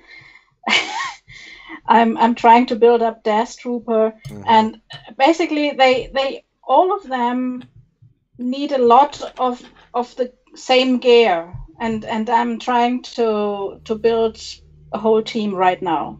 Snow Trooper, of course, and Stormtrooper. I haven't really started yet building up Colonel Stark. I have to do so because we need him. Yeah, Magma Trooper. So I didn't look him up. I didn't look the gear up, and I just farm him at the moment. I didn't gear him, so don't know about him. I mean, if you look at it, half Snow Trooper, Stormtrooper, they're okay. The two that are really going to take you a while is Death Trooper and Shore Trooper. Those two are a pain in the ass. And they are double pain because they have a ship. Yeah, they. I mean, a ship. I want them at gear 12. They are far from there. Yeah, it's a ways away.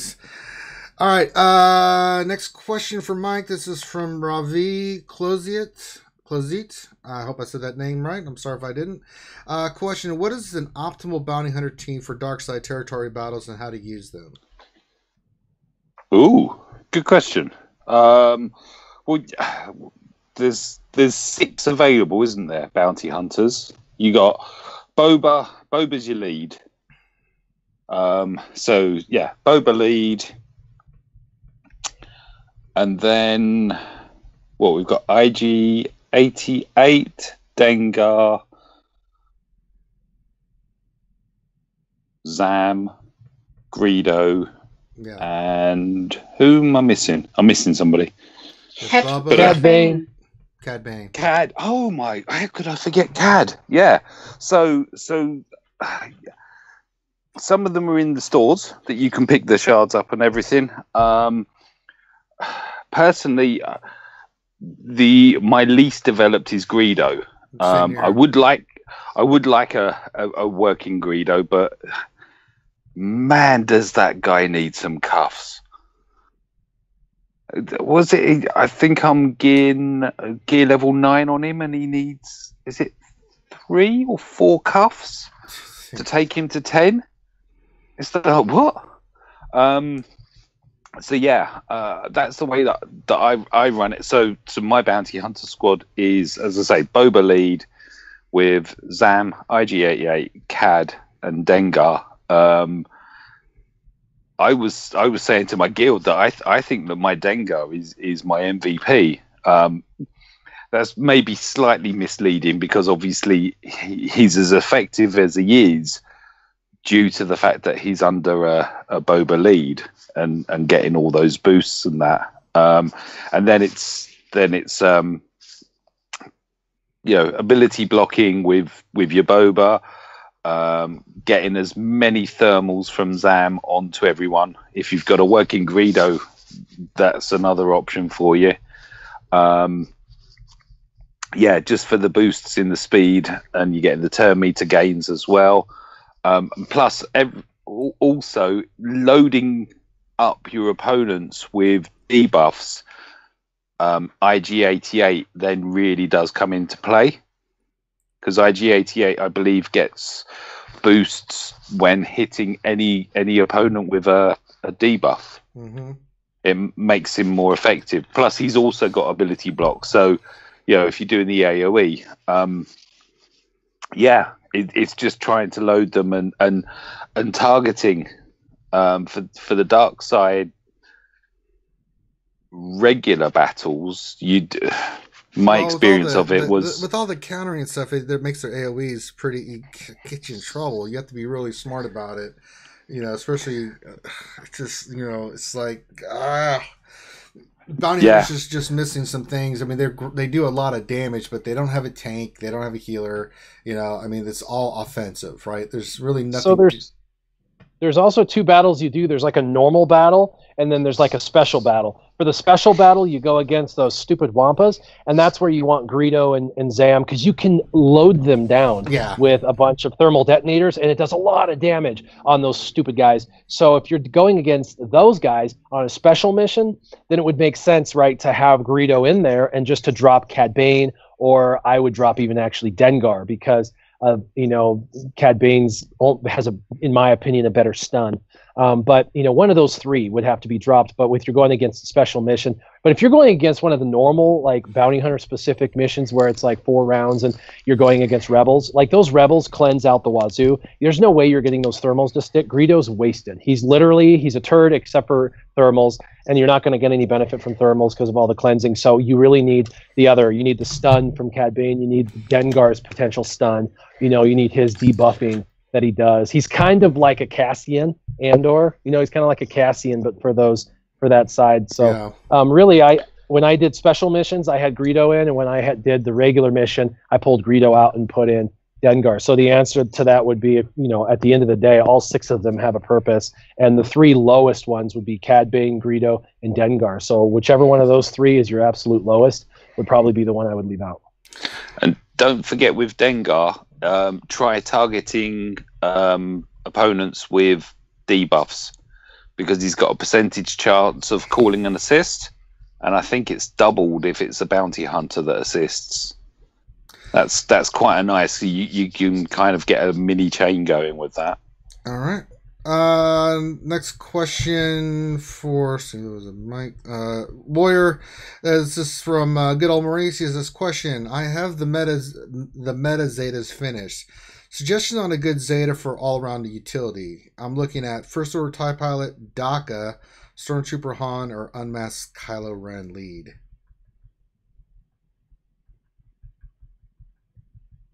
I probably wouldn't do Stormtrooper Han, and I probably wouldn't do old Daka unless you have a Nightsister team. And if that's the case, if you have a Nightsister team, then it would be yesterday that I would have done old Daka.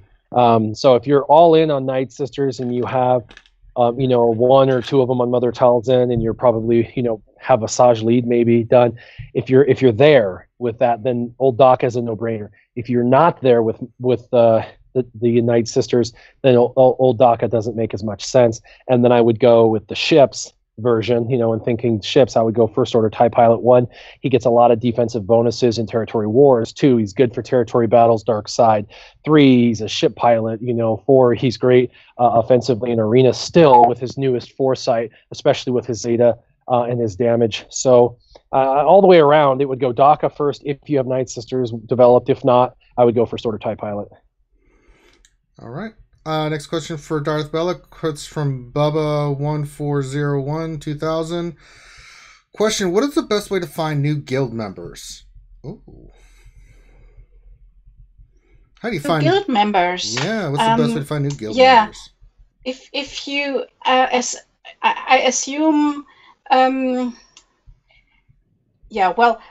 a good way is always the forums, and we have so many apps, like there's a Discord server.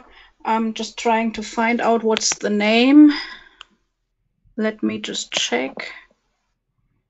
I'm not there very often because we don't need guild members. Really? It's SWGOH guild recruitment, and you can look for guild members, for mergers, for everything. There you go. Yeah. I don't know if we can have a link for him, but there's this server. There's also a line chat, but I think the Discord chat, the Discord server is better, actually. There you go. And forums, as always. Mm-hmm.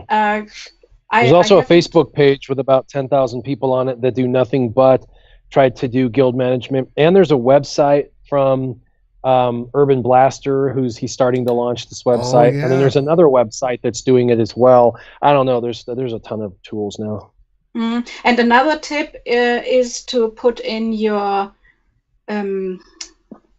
contact data on SWGOH GG. Oh yeah, yep. So people can find you. All right. Let's see. Next question from Mike. This is from Jeff Huffman, and his question is: better Zeta for dark side territory battles and territory wars? Maul lead, Nihilus lead, or Nihilus unique?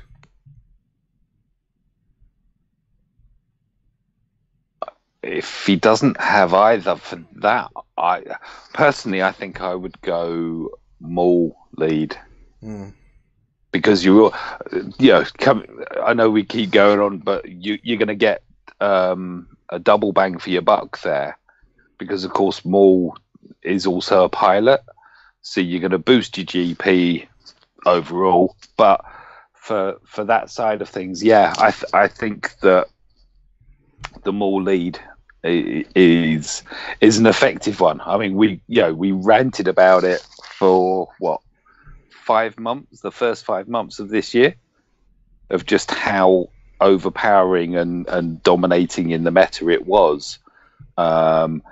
It's been superseded since then, but you're not normally facing the squads that take that down. So yeah, personally, I think that the Maul Zeta would be the better one to go for first of all. Anyway, there you go. Next question for Warrior from Kagero, and this is a question: Do you think Tony Stark Zeta is worth investing in? Yeah, I don't play that game. I'm sure in Marvel Contest of Champions or whatever it's called, I'm sure that their special abilities worth it. But... What about Colonel Stark?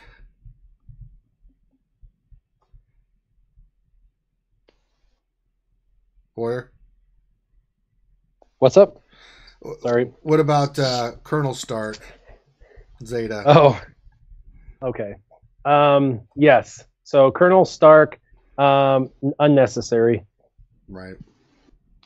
Really unnecessary. Side note, I wanted to mention this earlier, but didn't want to. There was other people chatting, so I didn't want to cut in. But Colonel Stark is viable at 5 stars all the way through to 7-star. End of the territory battles in phase 6. I thought that was a glitch. We all thought that was a glitch. There was a lot of us in the last phase and we had a 5-star, and it was like, you need 7 characters, and of the 7 characters you needed, I was 6 of 7, and the only one it was showing that was defective was the Imperial, the probe droid, and I was like, so the Imperial probe droid needs to be 7 stars, but Stark can get away with 5 stars only, and apparently that was working as intended, because we contacted the developers and said, what's up with this? And they said, nope, that's working as intended, as a response. So you don't have to get a 7-star Stark. You only need a 5-star. But for the Imperial probe droid, you would need it 7 stars for that last special mission. All right, there you go. Next question for Bella from Mortal Womp question: what are your favorite things to buy in the new guild store? Buy in the new guild store. Mm-hmm. A lightsaber. Yeah. Besides stuff that's not there in the new guild store, what do you like to buy? Oh my god. My favorites. Oh, no, what are you buying right now? What do you focus on in the guild store? Let me just the new guild event store, right? That's what we are talking about. Yes. Yeah, at the moment I'm buying the white monster. The what? The white monster, the Wampa. White monster. Outstanding. Oh, God. We don't call it Wampa. We call it the white monster. It, you know, when I will have it, I will try to tame it. Good luck. Yeah, good luck with that. Yeah. You know, you're probably gonna have to get with Finn. He's good with animal handling. You know, with his Porg and Ewok loving. Let's see here. Next question to Mike. This is from 68 Freight Train. Question: when do you think we will get a new raid? We're close to soloing Hat with one team. Will it be when we accomplish that? I don't know what that second part of the question was trying to say, but when do you think we might get a new raid, or do you think we'll ever get a new raid?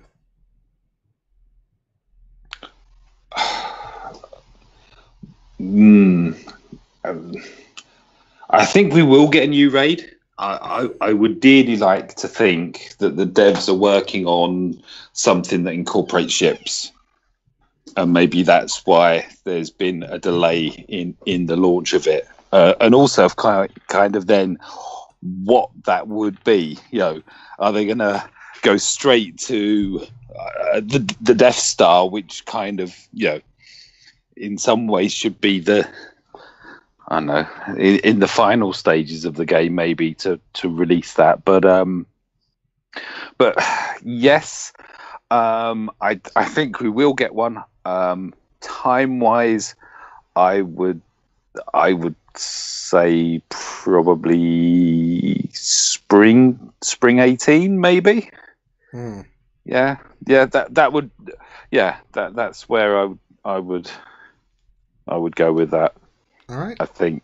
Yeah. All right. Next question for Warrior. Warrior, this is a question from member Tauntauns. Says, Warrior made a good video on kill order for dark side territory battles. I'm struggling to find a good video on kill order for light side territory battles. Any suggestions? You got any videos out there, Warrior, for light side, or you got any suggestions? Well, if you watched my live stream about Darkseid territory battles, then that means he knows about my live streams. So that means he needs to go back and watch some of my previous live streams, because I've done at least 3 previous live streams where I did light side territory battles, and I literally walk through kill order. In fact, I walk a free-to-play guy. I'm pretty sure I did in that one where a guy was completely free-to-play, a friend of mine, Sure Shot, and he didn't know what the hell he was doing, and I walked him through kill order on the entire territory battle. With my team. He never got to play with these types of characters before because he's like 6 months free to play, so he's got like nothing. And I've got a number of live streams where I actually do the light side territory battles, and I walk through kill order and all of that. And then the one that I'm doing it with the free to play, I think it just has a big free to play banner. So when you look for videos and you're looking in live streams, you'll see one that says free to play. Look at that one. I think that one, it's like 3 hours long. Sorry, that's really long.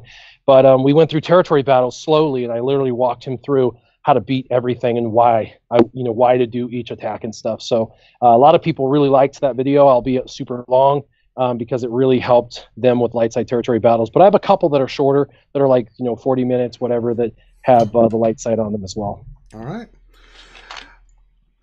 Next question for Bella. This is from, let's see, I just lost where I was. Where was I? Ah, stupid. All right, question for Bella. I'm new to the top 20 of my shard. At what point should I search for a shard chat? I'm not sure whether I should do it immediately or show my face a bit more. At what point? Yeah, he says I'm new to the top 20 of my shard. I'm new. Yeah, new to the top 20. And at what 20. point should I search for a shard chat? Yeah, top 20 is a good point to start to look for a shard chat. If you're lower, I don't know, it's probably not necessary. But the top 20 can get quite busy, is in my experience. Top 10 and get busy. Yeah, if you were in my chart with 6 snipers, then even top 30 probably. Snipers are real. Yeah, I agree. I would start looking for one. And best way is going to the forums. There's a section you can look for shard mates there. Probably, I don't know. Warrior mentioned Facebook. I don't know if you have this option on Facebook as well. Oh, I'm not on Facebook. Good. Yeah. All right, next question. Mike Devil's Treasure has a question. He says, question, if you had to pick one from Guild Event Store, would it be Wampa or Hermit Yoda? That's quite relevant for me. I'm going Monsters Inc. Yeah. My Hermit Yoda is at 51 of 85 or something at the moment. And I've shut down that farm. And yeah, Monsters Inc. I'm gonna unlock him, and then it is, isn't it? It's the Yeti from that. I was gonna say earlier, maybe that's how they recovered their losses from all that Wampa footage, was by selling it to Pixar and saying, yeah, there you go. All right. Next question from Warrior. This one's for Warrior. This is from Paul Bracamonte. If you were in a lower level guild and you had one of the only good rosters, would you focus more on setting defense or save your better teams for offense?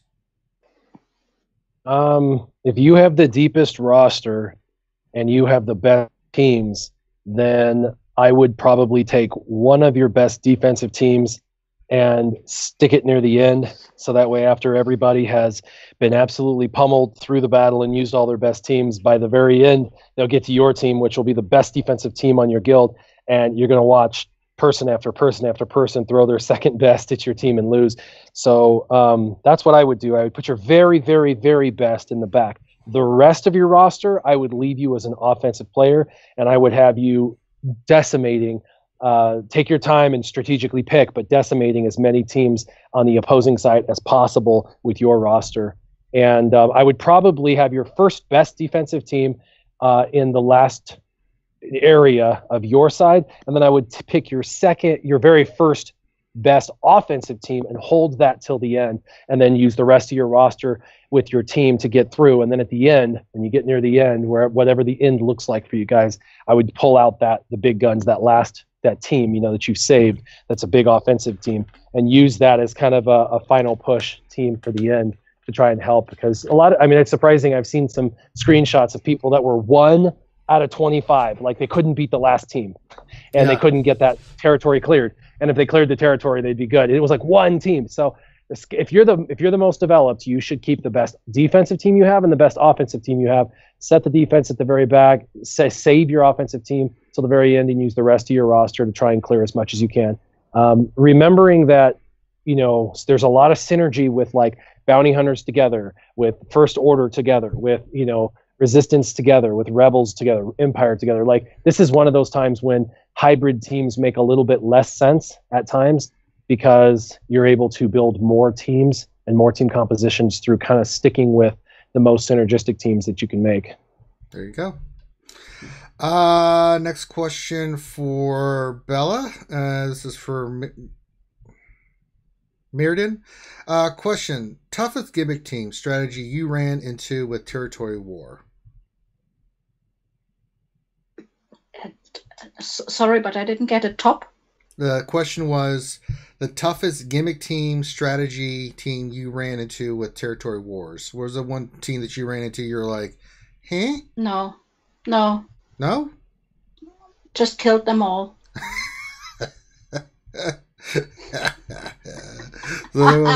But it wasn't one team where you're like, oh my god, what is this?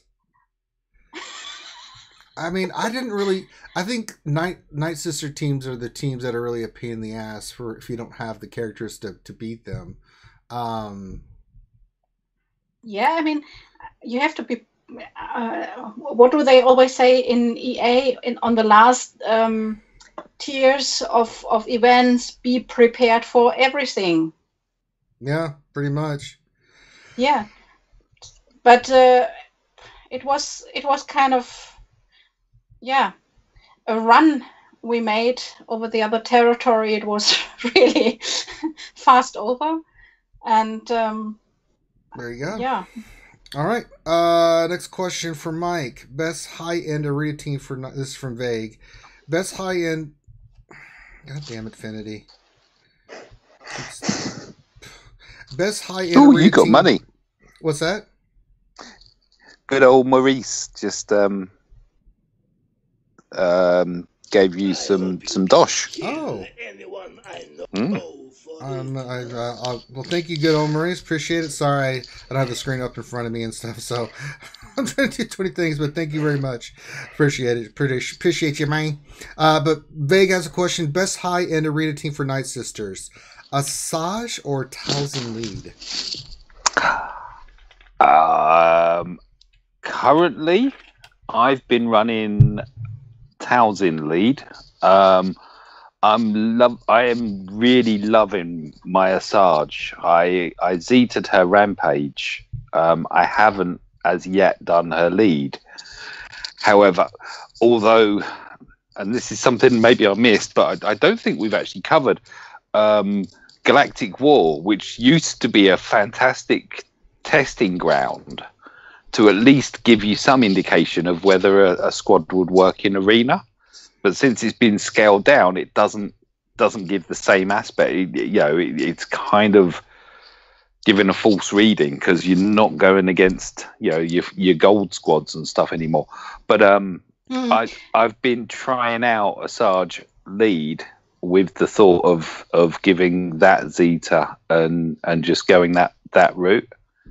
So unfortunately, at the moment, I would say Mother Talzin.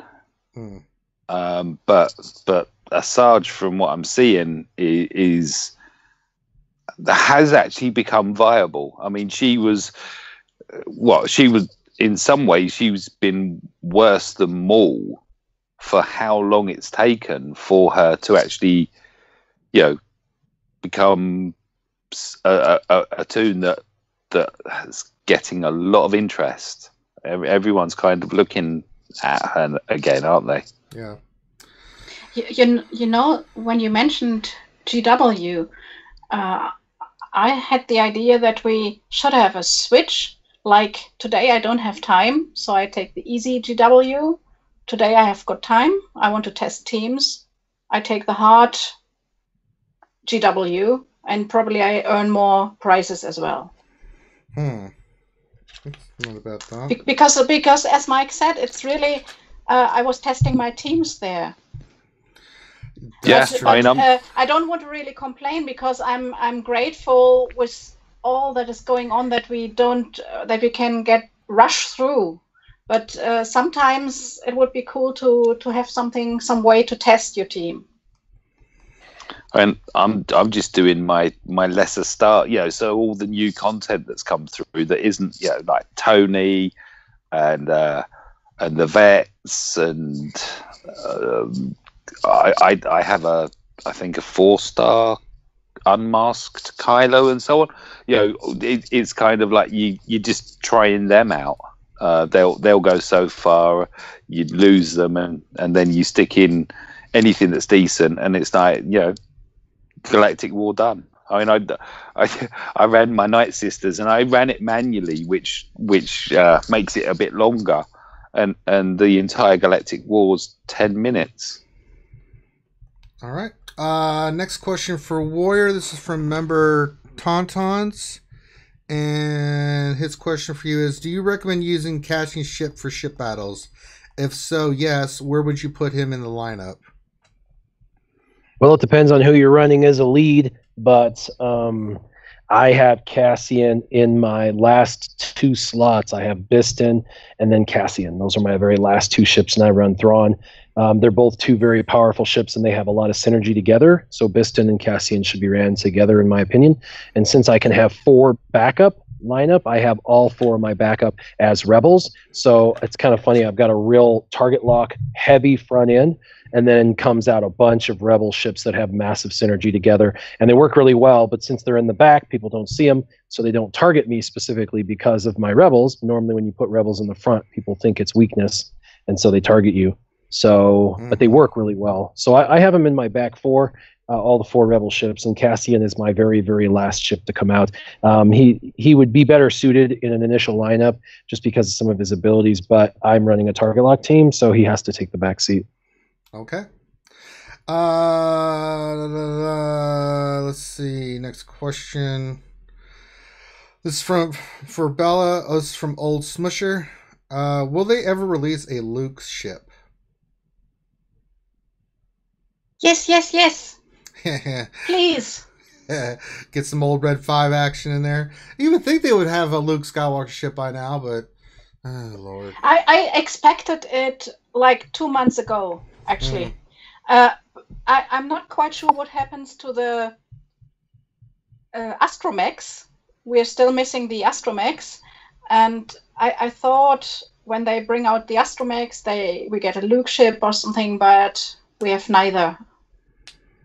Yeah, just now. Very sad, because I would love to have his ship. Yeah, it would be nice to get Red 5 into the mix. Let's see here. Mike, do you think there will ever be a tune? This is from more Wampa. Do you ever think there will be a tune who can see through stealth, and who do you think that would be? Ooh. Don't know. I know. I don't know. Okay, so I haven't read all the books, so I'm not too familiar with. Yes. Yeah. But I mean, who's the light side, dark side one that everyone wants? Revan. Well, I mean, Revan would had he? the power of, seeing through stealth. I mean, Jedi and Sith have the ability to know when someone's there, but they don't know where they're at. You know what I'm saying? Camouflage is a totally different thing, Yeah. Stealth and stuff. So I don't know. I mean, maybe a bounty hunter because they can use visors and stuff, or clone troopers, because they've got special, heat-seeking things in their mask. I mean, you could make anybody be able to see stealth. Top of my head, canon-wise, that someone that a lot of the Star Wars stuff, there's not a lot of camouflage, stealth that goes into it as per se. I mean, I remember the Nightsisters went after Dooku in the Clone Wars, and because he had the Force, he could sense them, and he had to wait till they attacked, and then he was able to do his thing then. I don't know, you can go a lot of different ways with it. I mean, there's no wrong answer and there's no right answer on that question, I think. Yeah, I don't. Going back to Asajj, I just love how they stealth and she just poof. Yeah. No, you're not. There you go. There you are. Let's hit you. Let's see. Warriors, questions for you. Or this is the next question for you. Vincent Morales says, "Do you think Clone Wars are warranted a rework, or are they fine as they are?" The clones. Yeah, that's from Vincent Morales.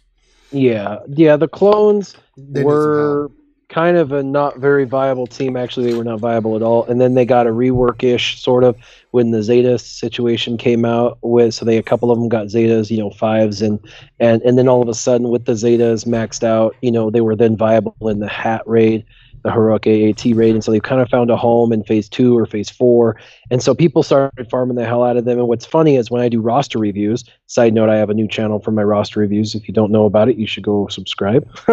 plug, shameless plug.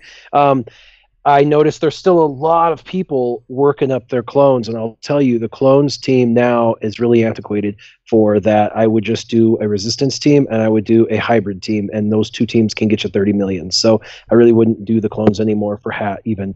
It was funny. I got my Zeta on the leader Cody, and then used it once in Hat, and then this new hybrid team came out that I heard about, and it works for like 20 million. So I quit immediately using my clones right after I got them Gear 11 in Zeta. It was really sad actually, but they're not viable in Arena at all, especially with General Kenobi, which is kind of irony, if you think about it, with him being the leader of them and stuff. But their general.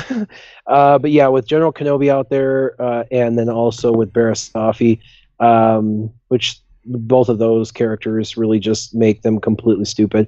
It's really, really hard to have them viable. They needed a desperate rework. Well, the only way I could see them being viable is basically they've got kind of durability now. They just don't have a lot of offense. I think they need someone who's a straight shooter. A couple of extra clones added to the game, and those 2 extra clones that are added to the game, they need to be attackers, and they need to have creative synergy where they can work in a clone team, but do damage straight to health.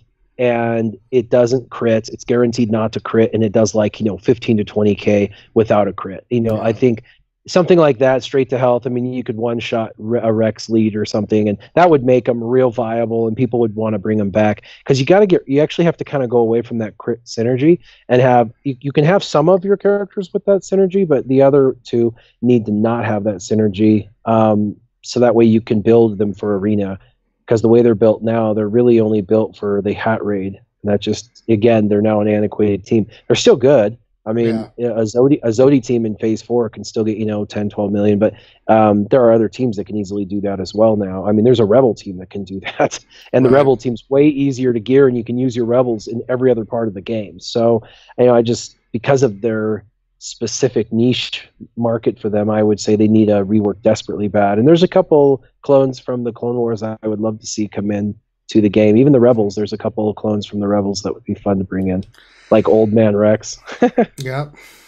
Okay, so those are all the normal questions. We got through all of them. So now these are all the fun questions. Oh my God, I Love Banana has a question for Warrior. Are you excited for all the favorite banana-infused foods and desserts for the holiday season? And what kind of banana dishes did you enjoy for Thanksgiving? Banana cream pie. And I can't wait. I had nanner pudding. Let's see here. Graham has a question. He says, Ranger, how about now? How about now? How about now? Tori Strike Knight says, which version of the Empire Strikes Back had the bounty hunters get eaten by Wampas? Well, it wasn't bounty hunters, it was stormtroopers. And it's a deleted scene. If you go on YouTube, I think you can find it. It just shows them doing the actual footage.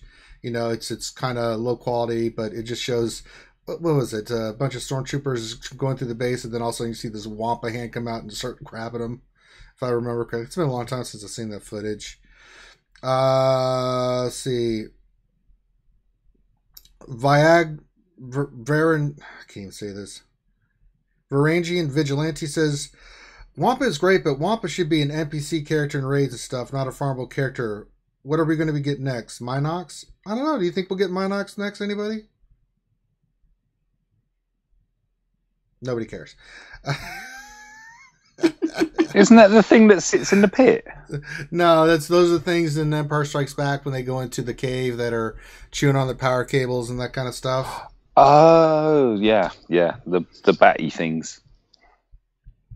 Drew Smith wants to know. Oh, jeez. Ooh. What is that? Whoa. I got a little feedback there. Sorry about that. Question from Drew Smith. He says, where's my B-Wing, A-Wing, and Y-Wing and TIE Bomber? What's the deal with no ships? I don't want First Order TIE Fighters to become the Han Solo of ships. I don't know where the B-Wings and A-Wings are and stuff. You would think with that many, collection of ships that they would have something in there, right? Aren't they really slow, though? Well, B-Wings are slow, but they're heavy hitter. I mean, those are your specialized ships. Your A-Wings are your... It would be like a tank. You could have them as a tank in there, and that would be fun. Yeah. A-Wings are fast attackers. I think a Hammerhead would be cool. Yeah. Give me a Hammerhead Corvette. Will Ray get the Mary Sue tag? Somebody's been giving her the tag. I don't think she's a Mary Sue. Anybody else think she's a Mary Sue? This must be what's a Mary Sue? Mary I don't know either. Okay.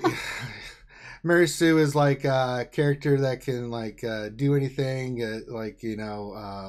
that's in a movie or a story that it's just like you just sit there and see them do stuff. Like, really? You just have the Force, you can use a lightsaber just like that? That kind of thing? Gotcha. Yeah. I mean, a lot of people call them their Mary Sue. I don't know. I mean, that's something you just have to figure out for yourself. Ewok wants to know if I'll buy a pack. Not now, but if I'm trying to go for Rey, you maybe see me having to buy, depending on how my farm goes, some Veteran Han and Chewie packs if they come out. Of course, I've always said if Revan comes out, then I will definitely buy the packs then. Let's see here. And then finally, this is from Finity. I haven't read it yet, so we'll see how ridiculous this is. With the bounty hunters in Darkside territory battle, is that a sign that HK-47 will get a bounty hunter tag and Revan will be added to the game soon? That was actually a nice, legitimate question. Huh. That's not even a jokey McJokey question, Finn. Those are what these are supposed to be. I don't think HK-47 will get a bounty hunter tag.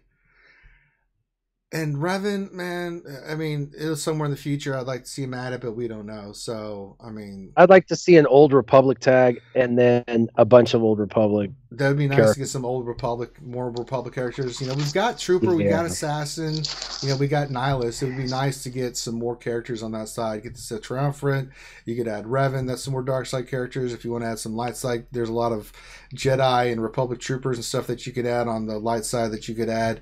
I think that would be cool. More meat bags for HK-47 to kill.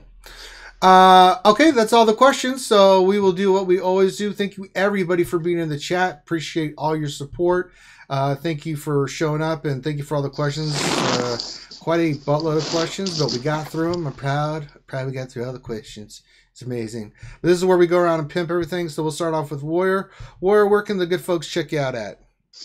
They can check me out on Twitter at the @ Warrior Present, and they can also check me out on my YouTube channel. I actually have 2 YouTube channels. I've got my Warrior Presents, which is the only Warrior Presents on YouTube, and then I have Warriors roster reviews, and moving forward, all roster reviews are on the new channel. So if that was something that you liked, then you're going to have to subscribe to the new one. Both channels are linked together. If you go to the main channel to the right, there'll be a link to the next channel, or vice versa. If you go to the other channel, there'll be a link to the right. And I'll be integrating their links on the end cards on every video, so you can click on the end card and it'll take you to the other channel. But thanks for having me on as always. I love coming on and answering questions. I think this is one of the singular best platforms for people who really need an interactive question and answer session to be able to come on and ask their questions and get some genuine feedback. So the panel's awesome, and I appreciate the people who come and ask the questions and participate in the Q&A, because this is a huge secret. A lot of people don't know about it. There's only a few hundred people that watch, yet there is so much discovery of knowledge in this particular live stream that it's really a secret gem. A lot of people don't realize that this even exists. So if you know people that could benefit from this, make sure you let them know about this live stream, because it is a real gem. There's a lot of good information that's being shared. Well said, my friend. Darth Bella, pimp your stuff, young lady. Yeah, I just can. What Warrior said was really great, and it was great to be on the stream. And it was a good stream today. I really liked it. Diverse questions and good discussions. Pimp my stuff. I think you've got the link below the stream, like the descriptions. Unfortunately, my computer crashed, so I have a break for videos. It's just the ones I already have, and I probably have lost quite a bit of video material. So that's a drawback. But after I manage and I get my new computer, I will try to make more videos. There you go. All right, Mr. Mike, where can people check you out, my friend? Pimp your stuff. I have a YouTube channel. It's mike.hunt.swgoh. I got my very first Patreon this week, which is really humbling. It's not something I set the Patreon account up. I kind of promoted it at the outset, but I've kind of, I wasn't pushing it because I didn't feel that I offer as much insight into the game as a lot of other great YouTubers do. Warrior, for example, yourselves. Mine's more kind of, this is my account and I share a lot of it with everyone, and what I find and any advice and help I can give, I do. But yeah, it was humbling and I'm very thankful for that. I also ran a request squad, which has proved really interesting. So I actually was sat first on Arena with Emperor Palpatine this week, which is, I like being the maverick of my shard, because I tend to be the only person running a particular faction, be it Nightsisters. The Palpatine is an adaptation, a hybrid of Nightsisters.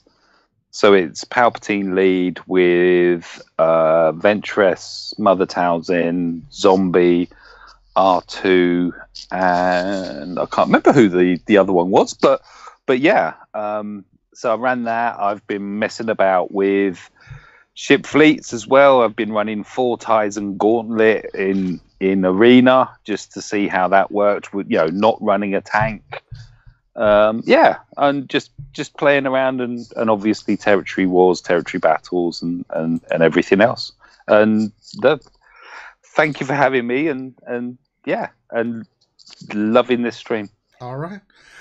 And of course, this is Reality Skewed Gamers. We stream 3 days a week. We stream, of course, today from 10 a.m. to whenever we get done with all the questions with the Jedi Academy. Tonight we will do our weekly fun, get crazy, let our hair down, drink a little bit, get into the game, do battles, do all that kind of stuff tonight with me, Loki, and whoever else wants to be on. And then, of course, Wednesday night at 8 p.m. Eastern is our weekly stream where we break down all the latest news and notes from Star Wars Galaxy Heroes and tell you what it all means. You can check that Wednesdays at 8 p.m. Eastern. Make sure you guys are, giving us a thumbs up and subscribing and spreading the word. And not just for this channel, but for these guys, they take the time to come, their busy schedules to be here to answer your questions and stuff. So go check out their channels, subscribe to them, support their channels that way, support the community and support all these guys, put out all these great content. That's the best way that you can support these guys, is watch the videos, give them the thumbs up, subscribe to the channel, spread the word, help these guys out so we can continue putting out this great stuff that you guys have known to come to love. So with that, I think we're going to wrap it up. Thanks to everybody for being on today for the Jedi Academy. For those that are going to be hanging out tonight, it'll be 10 p.m. Eastern. We'll start the stream and it'll be your regular cast of characters getting goofy and having fun as we play the game. We'll do GW, we'll do all that stuff. And if there's any dark side territory wars or battles, we always cover that. We'll answer your questions, show off the teams that you guys want to see. There's a lot of stuff that we can get into. Sometimes we do Mad Libs, all that kind of fun stuff. So on behalf of myself, Warrior, Mike, Bella, and of course the troll extraordinaire, Dr. Finn Medicine Woman, thank you for being here. It was much fun, and we will check you next time. Peace.